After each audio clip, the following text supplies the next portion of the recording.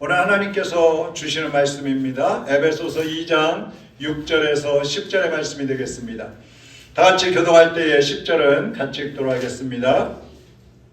또 함께 일으키사 그리스도 예수 안에서 함께 하늘에 앉히시니 이는 그리스도 예수 안에서 우리에게 자비하심으로써 그 은혜의 지극히 풍성함을 오는 여러 세대에 나타내려 하심이라. 너희는 그 은혜에 의하여 믿음으로 말미암아 구원을 받았으니 이것은 너희에게서 난 것이 아니요 하나님의 선물이라.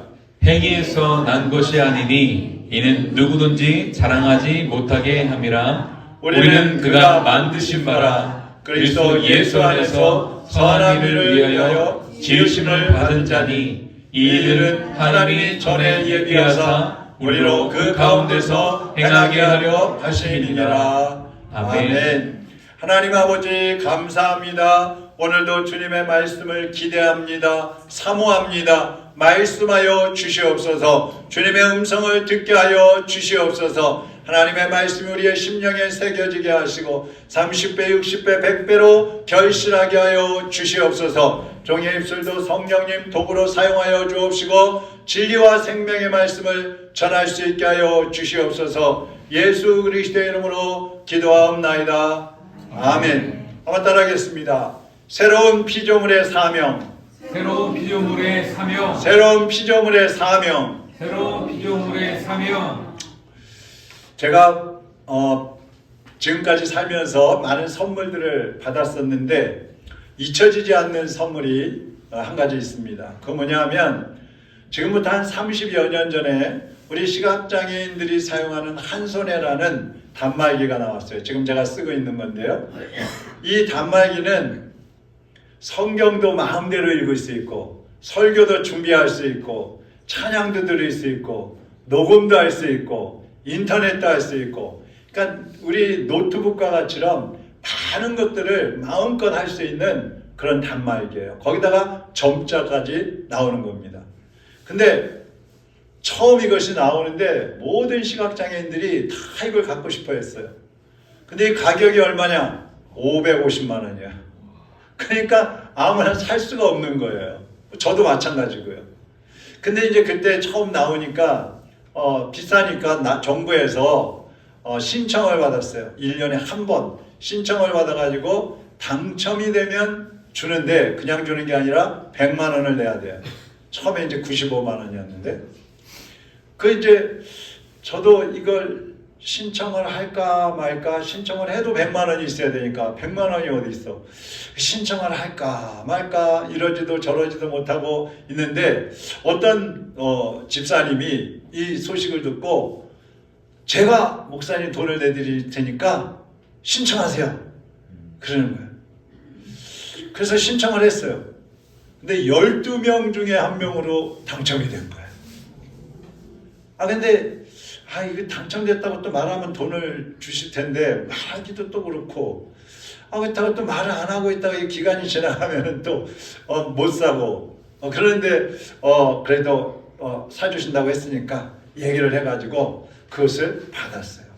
처음에는 그냥 왕왕왕왕 기계 소리로 나는 그런 음성으로 나오는 단말기였는데 그때 처음 그것을 받게 되었고 그 다음부터 이제 계속 두 번째, 세 번째, 네 번째 계속 나오는데 어떻게 해서 오늘까지 사용을 할 수 있게 됐어요.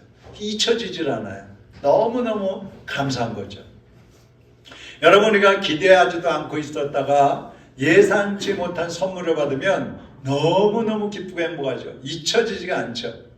그런데 오늘 말씀에 보면 가장 귀한 선물을 우리에게 하나님이 주셨어요. 그것이 뭐냐면 8절입니다. 너희는 그 은혜에 의하여 믿음으로 말미암아 뭘 받았어요? 구원을 받았으니 이것은 너희에게서 난 것이 아니야 하나님의 뭐라고요? 선물이라. 여러분에게 우리에게 하나님께서 구원이라는 선물을 주셨어요. 할렐루야. 아멘. 기쁘십니까? 아멘. 잊혀지지 않으시지요? 우리는 아무것도 한 것이 없는데 사실 주님께 드린 것도 없는데 주님 말씀대로 살지도 못했어요. 그랬는데 하나님께서는 우리의 죄를 용서하시고 우리에게 하나님의 생명, 영원한 생명을 선물로 주시면서 우리를 새로운 피조물로 만들어 주신 거예요. 우리가 선물 받으면 어때요? 뭔가 보답하고 싶잖아요. 근데 하나님께서 우리에게 구원이라는 선물을 주셨는데 우리가 뭐 하나님 앞에 구원이라는 선물에 대해서 보답을 하고 싶은데 뭘로 보답할 수 있겠어요? 뭘 드리면 그 구원이라는 은혜의 보답이 되겠어요? 사실은 아무 것으로도 할 수가 없어요. 그 어떤 것을 드려도 할 수가 없어요. 그래서 우리가 할 수 있는 건 뭐냐? 한번 따라하겠습니다. 하나님의 말씀에 순종하는 것이다. 하나님 말씀대로 순종하는 것이 하나님의 구원의 은혜에 보답하는 길인 겁니다. 오늘 본문에는 하나님이 우리를 구원하신 목적과 또 구원해 주신 사람들은 어떻게 살아야 하는지에 대해서 말씀을 해주고 있어요. 첫 번째로 받은 은혜를 전파하라고 하십니다. 따라하겠습니다. 받은 은혜를 나누라. 네, 7절 보겠습니다. 같이 읽죠. 이는 그리스도 예수 안에서 우리에게 자비하심으로써 그 은혜의 지극히 풍성함을 오는 여러 세대에 나타내려 하심이라. 하나님의 지극히 풍성하신 그 은혜를 여러 세대에게 나타내라는 거예요. 전하라는 거예요. 하나님은 구원해 주셨을 뿐만 아니라 우리 인생을 살아가는 데 필요한 은사들을 주시고 능력도 주시고 원수 마귀도 물리쳐 주시고 또 천국을 이 땅에서도 누리게 하십니다. 그 외에도 뭐 우리가 육신으로 살아가는 데 필요한 모든 것들을 하나님이 사실은 허락해 주고 계시는 거예요. 여러분, 하나님이 허락하시지 않으시면요, 우리가 숨 쉴 수 없어요. 걸어 다닐 수 없어요. 돈 벌 수 없어요. 그거 사용할 수 없어요. 하나님이 허락하시지 않으시면 어떤 거 하나도 우리 뜻대로 할 수 있는 게 없습니다. 하나님이 이렇게 많은 은혜를 우리에게 주셨는데 그것은 나 혼자만 누리라고 주신 게 아니에요. 하나님을 모르고 천국을 모르는 사람들, 죽어있는 사람들, 죽어가는 사람들, 지옥이 있는 것도 깨닫지 못하고 그 사망을 향해서 달려가고 있는 사람들에게 전하라고 주신 거예요. 복이라는 것은 나누어주면 더 커진다고 하잖아요. 그런데 이 하나님이 주신 구원의 선물도요, 나누면, 사람들과 나누면 30배, 60배, 100배로 결실하게 되는 것입니다. 그래서 우리가 복음을 전하지 않으면 사람들이 들을 수 없잖아요. 듣지 못하면 구원받을 수 없잖아요. 근데 우리가 복음을 전하면 사람들이 들을 수 있고 그들이 들을 때 성령님이 역사하셔서 귀가 열리고 마음이 열리고 하나님께로 돌아오는 역사가 일어나는 것입니다. 특별히 구원받은 성도가 잊지 말아야 할 것이 있는데 그것이 뭡니까? 6절 한번 보시죠. 6절 시작. 또 함께 일으키사 그리스도 예수 안에서 함께 하늘에 앉히시니. 여러분, 우리를 살리셨는데 하나님이 우리를 살리시고 어디에 앉히셨대요? 하늘에 앉히셨대요. 지금 여러분 여기 로뎀교회 고양동 관산동에 앉아 계시지만 사실은 우리 영은요 하늘에 앉아 있는 거예요. 할렐루야. 네. 지금 우리 몸은 이 땅에 살고 있지만 우리 영은 천국에서 예수님을 만나고 있는 거예요. 네? 여기 하나님은 우리를 하늘에 앉히셨다 그랬어요. 여러분이 원하기만 하면 언제든지 그 하나님과 소통할 수 있어요. 그 예수님과 교제할 수 있어요. 그리고 그 주님과 함께 살면서 주님이 주신 은혜를 누릴 수 있단 말이에요. 그래서 구원받은 성도들은 날마다 기도하고 말씀에 순종하고 그러면서 예수님과 교제하고 주님이 주시는 은혜를 나누는 삶을 살아가야 된다는 것입니다. 그렇게 여러분이 살아갈 때에 하나님 나라가 온 지구촌에 세워지게 되는 것이고 하나님의 나라를 통해서 수많은 영혼들이 구원받고 하나님께로 돌아오게 되는 것입니다. 사랑하는 여러분, 잊지 마세요. 나는 지금 관산동 213번지에 앉아있지만 내 영혼은 지금 하늘나라 1번지 하나님 곁에 있다. 할렐루야. 한번 따라합시다. 나는 하늘나라에 있다. 나는 예수님과 함께 있다. 할렐루야. 언제든지 하나님 아버지 오냐. 예수님 왜? 주님 부르기만 하면 말씀하시는 거예요. 언제든지 만나고 싶다고 하면 주님은 만나주시는 것입니다.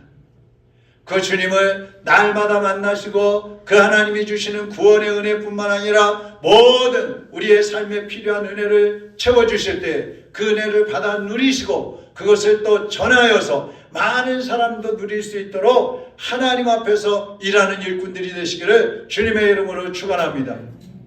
두 번째로는 선한 일을 위해서 우리를 구원하셨다 그랬어요.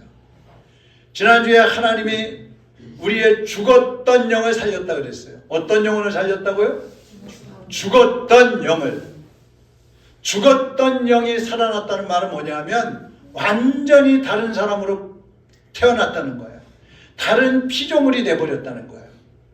영적으로 재창조의 역사가 일어난 것과 같은 거예요. 우리는 새 사람으로 살아나면서 보세요. 죄인이 의인이 되었어요. 하나님과 원수였던 사람이 하나님의 자녀가 되었어요. 할렐루야. 지옥에 들어갈 사람이 천국 갈 사람으로 바뀌어져 버렸어요.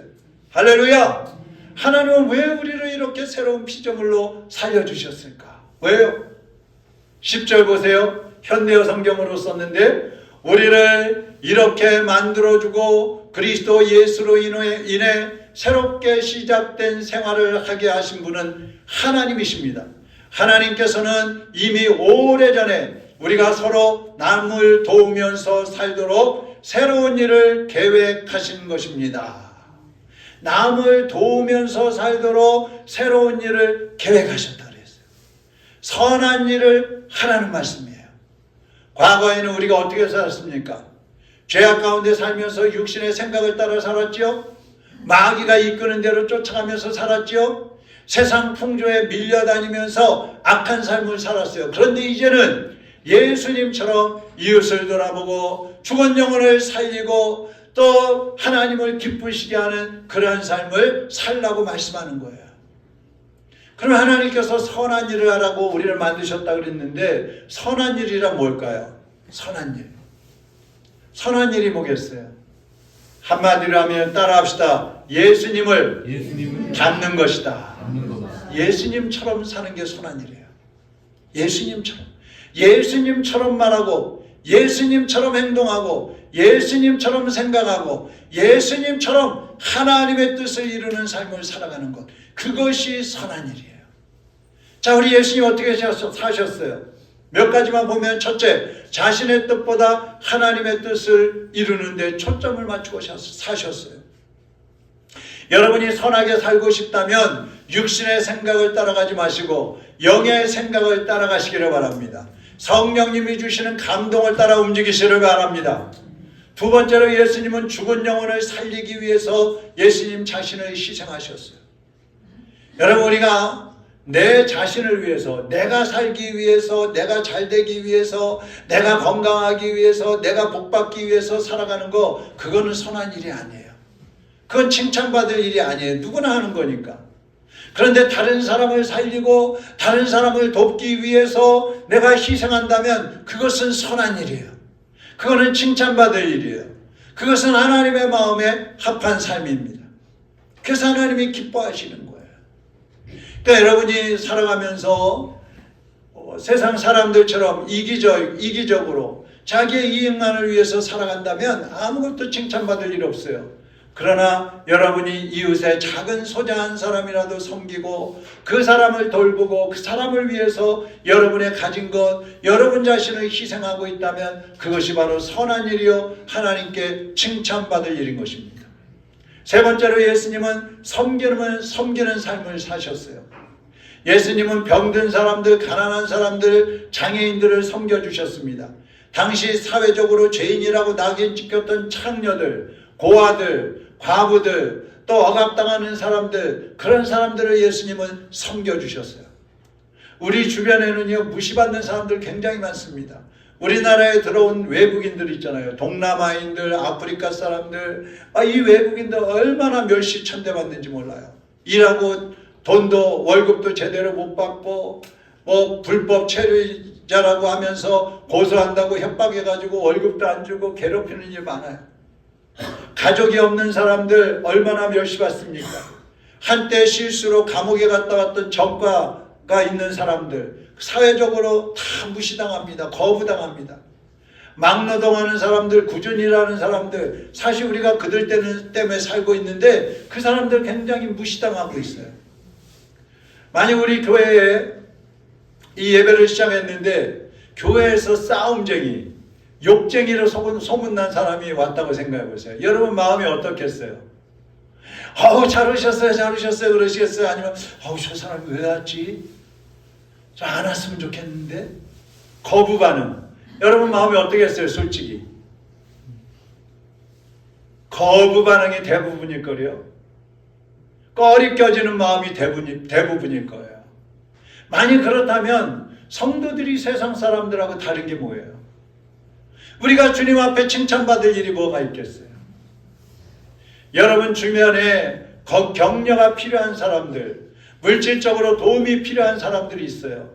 사람들에게 무시당하는 사람들이 있어요. 그들을 여러분들이 다가가고 찾아가서 함께 해주고 도와주는 삶을 살아야 합니다. 그것이 선한 일인 거예요. 그러한 일들을 하나님께서 기뻐하시는 거예요. 그래서 많은 사람들이 선교를 위해서 세계로 나가고 있어요. 고생을 무릅쓰고 때로는 생명의 위협을 무릅쓰면서까지 타국에 가서 복음을 전하고 물질을 나눠주고 그들과 함께 생활하고 살고 있는 거예요. 또 어떤 사람들은 해외에는 나가지 못하지만 국내에서 어려운 사람들을 구제하고 돕고 또 돌보는 그러한 일들을 많이 하고 있어요. 또 어떤 분들은 교회 안에서 많은 시간을 보내면서 헌신하고 충성하고 있어요. 우리 교회도 많이 보내지는 못하지만 지금 여러 나라에 선교비를 보내고 있습니다. 캄보디아의 우리 김계숙 선교사님, 양용원 선교사님, 또 로뎀 축교회, 몽골의 강영순 선교사님에게 작년에 매월 10만 원씩 선교비를 보내고 있고요. 또 작년에는 필리핀에서 시각장애인과 어린이 선교하는 노아진 선교사님이 계셔요. 그 전에 제가 한번 가봤는데 교회가 한 7개 되고요. 시각장애인 교인들 그리고 어린이들 선교를 하고 있는데 그 노아진 선교사님 신랑이 남편 선교사가 이 중풍으로 몇 년 동안 누워서 지내요. 그런데도 혼자서 하고 있는 거예요. 거기에 또 캄보디아의 민성덕 선교사라고 있고 그분도 그렇고 또 대만의 허계영 선교사님 이런 분들에게 작년에 후원금을 한 번씩 보냈어요. 10만 원보다는 좀 더 보냈어요. 또 국내에서는 부산의 우리 정민교 목사라든지 또 영월에 또 어려운 교회 있었죠. 떡 샀던 교회. 그리고 또 북한 선교하는 목사님이 계셔요. 그분에게 여러 군데 작년에 선교비와 구제비들을 좀 보냈어요. 여러분 중에도 개인적으로 선교비 하는 분도 있고 구제비 하는 분도 있고 또 이웃을 돌보는 분들 계실 거예요. 교회를 세우기 위해서 헌신하고 헌금하는 분들 계셔요. 그런 모든 일들이 하나님이 기뻐하시는 선한 일인 것입니다. 하나님은 우리에게 이 선한 일을 하라고 말씀하셨어요. 명령하셨어요. 아니 우리를 새로운 피조물로 만드신 목적 자체가 선한 일을 하게 하기 위함이라고 말씀하셨어요. 사랑하는 여러분, 선한 일 얼마든지 여러분이 뭐 가진 게 별로 없고 또 몸이 좀 약하더라도 또 우리가 장애가 있더라도 우리의 환경이 어렵더라도 사실 우리의 눈을 조금 돌리면 얼마든지 선한 일을 할 수 있어요. 너무나 많이 있어요. 우리가 눈을 돌리지 않고 자기 생활에 바쁘고 자기 생활에 안주하니까 그것이 보이지 않는 거예요. 우리 자신을 위해서 우리 가족들을 위해서 힘쓰고 애쓰는 것만큼 그것의 3분의 1 아니 그것의 한 10분의 1만 다른 곳으로 눈을 돌려도 여러분들이 선한 일을 얼마든지 할 것이 많이 있단 말씀입니다. 오늘 주님은 우리에게 그것을 원하고 계시는 거예요. 특히 이 추운 날씨에 여러분 주변 이웃들을 한번 돌아보시기를 바랍니다. 그래서 여러분이 돌봐줄 사람, 조금이라도 도움을 줄 수 있는 그런 사람이 없는지 한번 돌아보시고 여러분의 작은 사랑을 실천하시기를 바랍니다. 세 번째로 새로운 피조물로 살아난 이유는 예수님만을 자랑하라는 것입니다. 누구를 자랑해요? 예수님을 자랑해요. 옛날에 고린도 교회는요 은사를 굉장히 많이 받은 교회예요. 여러분이 고린도전서를 읽어보면 방언의 은사, 통변의 은사, 믿음의 은사, 예언의 은사, 지혜의 은사, 지식의 은사, 뭐 많은 은사들이 있었어요. 근데 그 은사들을 가지고 마치 자기들의 능력인 것처럼, 자기들이 잘해서 그런 은사들을 받은 것처럼 자랑을 하는 거예요. 네? 은사 중에는 방언의 은사가 최고야. 아니야, 통변의 은사가 더 좋아. 아니야, 예언의 은사가 더 훌륭해. 막 자기들끼리 잘났다고 그냥 은사 자랑하면서 싸워요. 거기다가 또 나는 아볼로파야, 난 베드로파야, 난 바울파야, 난 그리스도파야, 또 편이 나눠졌어. 나는 박종준 목사파야, 나는 임석빈 목사파야, 아니야, 나는 예수님 파야, 막 이러면서 싸우는 거예요. 그러면서 뭐라 그래요? 내 믿음이 최고야. 우리 파가 최고야. 이게 고린도 교인들의 모습이었어요. 그런 사람들에게 사도 바울이 뭐라고 합니까? 고린도전서 4장 한번 보세요. 4장 7절 같이 읽어봅니다. 시작. 여러분이 무엇을 가지고 그렇게 자만합니까? 여러분이 가진 것 가운데 하나라도 하나님께 받지 않은 것이 있습니까? 여러분은 가진 것이 모두 하나님께 받은 것이라면 어떻게 그렇게 혼자 잘난 듯이 행동합니까? 그리고 마치 스스로의 힘으로 무엇이나 달성한 것처럼 행세를 합니까? 여러분 얼마나 웃겨요. 막 자랑하는 사람들에게 너희들이 그렇게 잘났어? 너희들이 지금 가지고 있는 것들이 다 너희들이 어디서 만들어낸 거야? 너희들이 훈련해서 받은 거야? 하나님이 주지 않으신 게 뭐가 있어? 말해봐. 네. 여러분 자랑할 거 뭐 있으세요? 여러분이 지금 가지고 있는 것 중에, 여러분이 지금 하고 있는 것 중에 자랑할 게 뭐가 있어요? 그거 여러분이 훌륭해서 받으신 거예요? 여러분이 훌륭해서 만들어내신 거예요? 하나님이 주지 않으신 거 뭐가 있어요? 아무것도 없어요.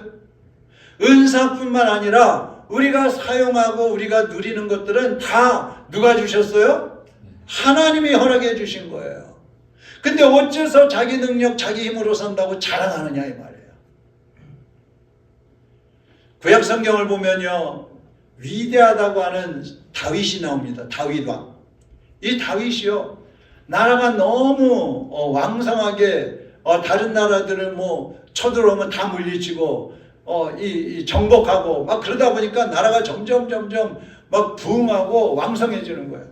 편안해지는 거예요. 그러다 보니까 다윗의 마음에 교만이 들어왔어요. 그동안은 하나님이 허락하셔서 내가 이렇게 승리했고, 하나님이 허락하셔서 내가 왕이 되었고, 하나님이 허락하셔서 우리 국민들이 이렇게 안정되고 평안하고 풍성한 삶을 살고 있어서 감사합니다 이랬는데, 그게 지속되다 보니까 우리나라에 군인들 싸울 수 있는 군대가 얼마나 되지? 적군이 쳐들어오면 막아낼 수 있는 우리 군사력은 어느 정도지? 그러면서 군인들의 숫자를 세라 그랬어요. 무기를 점검하라 그랬어요. 싸우기 위해서가 아니라 자기의 자랑, 자기를 과시하기 위해서 그렇게 했던 겁니다. 그랬다가요, 하나님이 진노하셔가지고 전염병을 일으켰어요. 전염병. 3일 동안 전염병이 돌았는데 7만 명이 죽었어요. 7만 명. 그 다윗 왕의 그 교만함 때문에 애꿎은 국민들 7만 명이 죽은 거예요. 대통령 한 사람이 잘못하면은요, 온 국민이 고통을 당하는 거예요. 여러분의 건강도 하나님이 주신 것입니다. 여러분이 사용하고 있는 물질도 하나님이 주신 것입니다. 여러분이 지금 행복하게 누리고 있는 그 가족도 하나님이 주신 것입니다. 여러분이 다니고 있는 직장도 하나님이 주신 거예요. 여러분의 그 머리 좋은 그 지혜도 하나님이 주신 거예요. 하나님이 허락하지 않으셨으면요, 결코 우리는 이 모든 것 중에 어느 한 가지도 제대로 누릴 수 없는 거예요. 네? 우리 주변을 한번 돌아보세요. 얼마나 장애인이 많아요. 얼마나 누워서 사는 사람들이 많아요. 얼마나 IQ가 떨어져 있는 사람들이 많아요. 돈이 없어서 고생하는 사람들이 얼마나 많아요. 근데 우리는 그래도 남들과 비교하면, 부자들과 비교하면 우리는 부자는 아니지만, 그래도 우리는 다 먹고 자고 입고 가족이 있고 행복하게 즐겁게 얼마든지 하나님께 감사하면서 살고 있잖아요. 그것을 스스로 자랑하지 말라 이 말이에요. 그래서 사도 바울은 자기를 자랑하지 말고 모든 것을 허락하신 예수 그리스도를 자랑하라고 말씀합니다.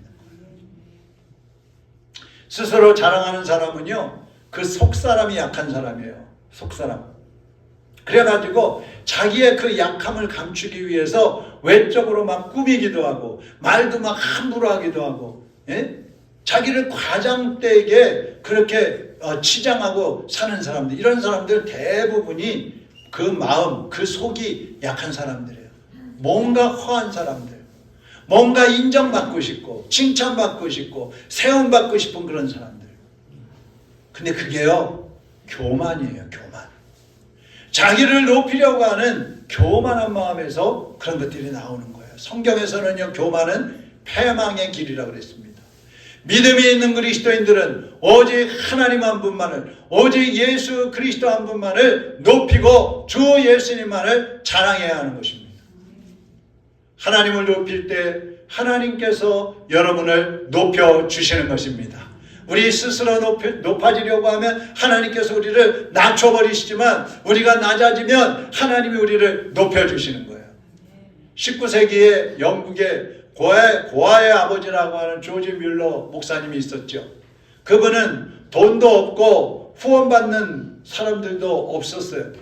근데 거리에 보니까 그 당시에 굶주리는 그 고아들이 많이 있었어요. 버려진 고아들. 그래서 하나님 앞에 기도했어요. 하나님, 저 아이들 어떻게 해요? 기도하는데 하나님이 나를 선한 일을 하게 하시려고 준비시킨 것이다. 이런 감동이 오는 거예요. 그래서 그때부터 고아들을 모아가지고 자기가 함께 살기 시작했습니다. 돌보기 시작했습니다. 그러면서 50여 년을 그 고아들을 돌보면서 살았는데, 이 조지 뮬러의 목사님의 손을 거쳐간 아이들이 10,000명이에요. 10,000명. 근데 그 10,000명을 기르고 양육하고 내보내는데 단 한 번도 사람을 의지하지 않았다 그랬어요.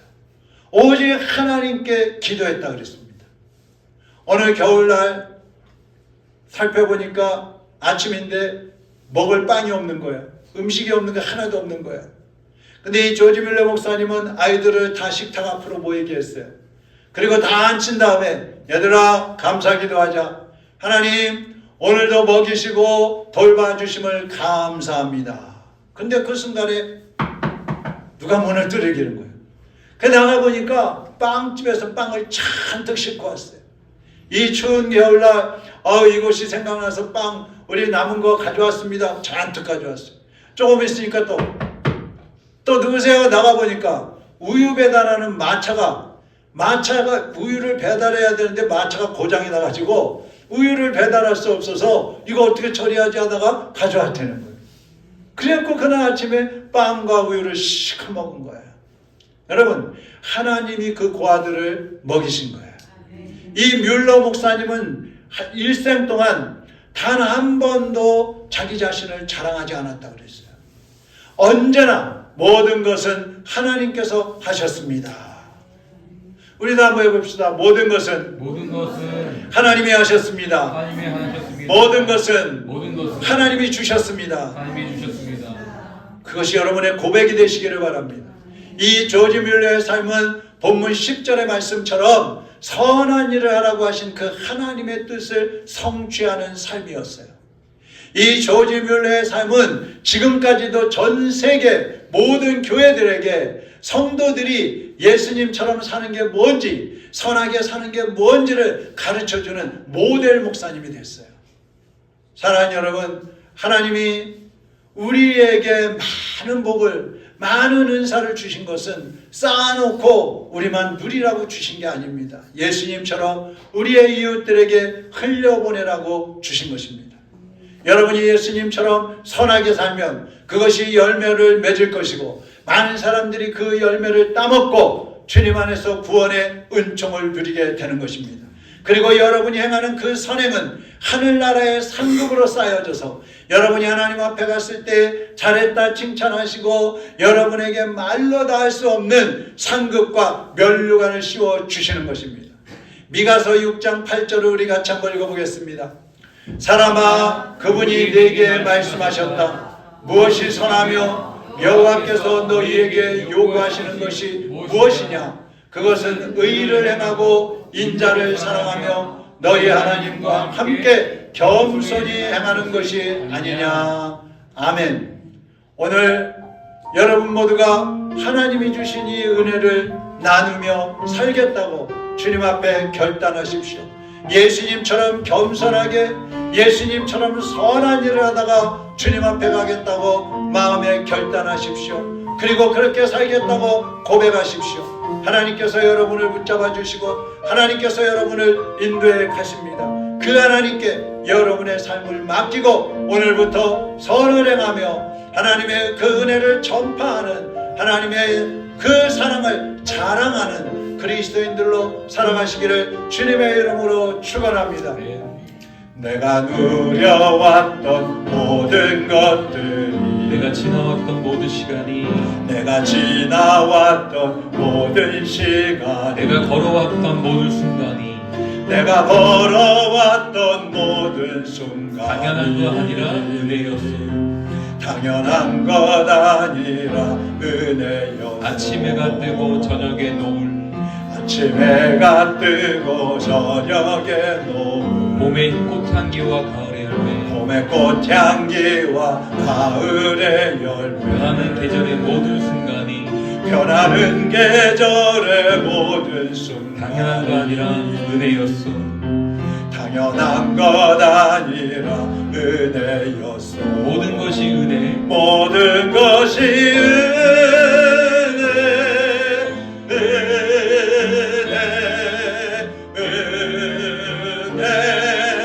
하나는 은혜. 내 삶에 당연한 것 하나도 없었던 것을 모든 것이 은혜였소.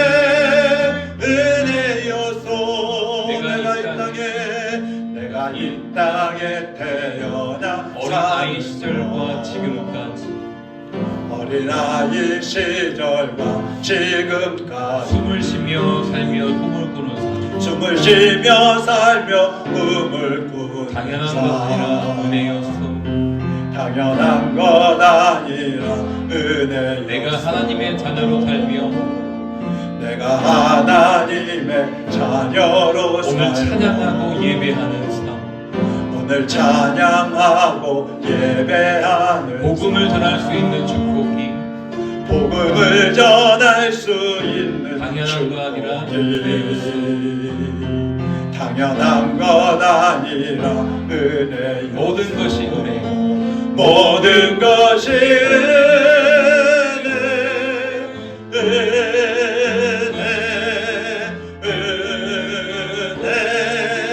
하나님은 은혜. 내 삶에 당연한 것 하나도 없었던 것은 모든 것이 은혜, 은혜였어. 모든 것이 은혜, 모든 것이 은혜,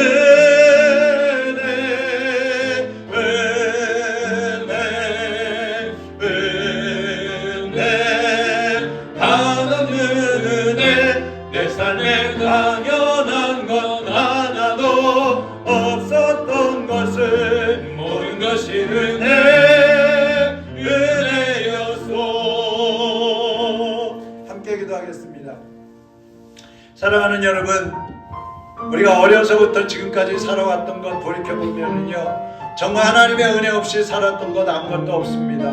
지금 우리가 하루하루 살아가는 것들 돌아보면요, 하나님이 허락해 주시지 않으신 게 없는 거예요. 하나님께서 우리를 붙잡아 주시지 않고 하나님이 우리에게 허락하시지 않으시면 우리는 하루아침에 무너질 수밖에 없어요. 하루아침에 쓰러질 수밖에 없어요. 그런데 하나님이 우리에게 은혜를 주셨습니다. 구원의 은혜를 주셨습니다.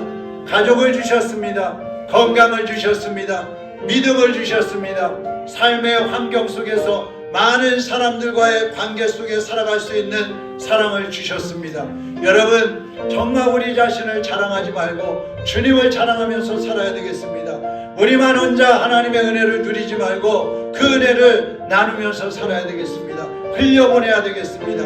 하나님이 기뻐하시는 선한 일을 하면서 살아야 되겠습니다. 이 시간 우리 주님 앞에 결단합시다. 주님, 이제는 이기주의로 살지 않겠습니다. 나만을 위한 삶을 살지 않겠습니다. 나만 행복하고 나만 만족하고 나만 평안하면 된다는 생각에서 벗어나 이제 내 이웃을 돌아볼 줄 아는 눈을 주시옵소서. 내 이웃의 어려움이 보이는 눈을 갖게 하여 주시옵소서. 그들을 향해서 나의 도움의 작은 손을 펼칠 수 있는 믿음을 주시옵소서. 선한 삶을 살겠습니다. 예수님처럼 작은 소자한 사람을 돌보며 살아가겠습니다. 하나님, 용기를 주시고 힘을 주시고 건강을 주시고 환경을 주시고 물질도 더하여 주시옵소서. 이 시간에 우리 다 같이 통성으로 기도하겠습니다. 살아계신 하나님 아버지, 지금까지는 우리 자신을 위해서 살았습니다.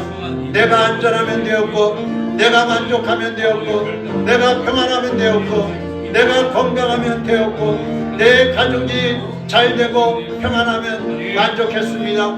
그러나 주님, 이제는 세상 사람들의 그와 같은 모습들을 벗어버리고 예수님처럼 우리가 받은 구원의 은총을 나누는 삶을 살겠습니다.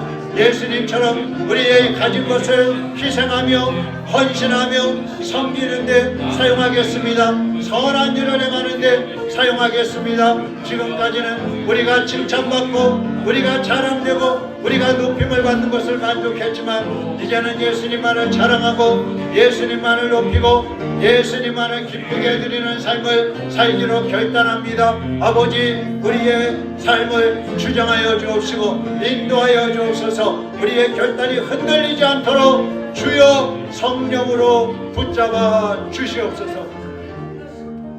하나님 아버지, 오늘 우리가 결단하고 주님 앞에 마음을 결심하는 이 마음을 받아 주시옵시고 흔들리지 않게 하여 주옵소서. 이제는 우리 자신만을 위해서 살지 않게 하시고 이제는 우리가 안정되고 우리 가족이 행복하고 우리가 물질적으로 어려움이 없고 우리가 건강하면 그것으로 만족하는 삶이 아니라 주님 앞에 오히려 받은 은혜를 나누지 못한 것들을 회개하고 우리에게 주신 은혜를 흘려보내는 선한 청지기로 살게 하여 주시옵소서. 예수 그리스도의 이름으로 기도하옵나이다. 아멘.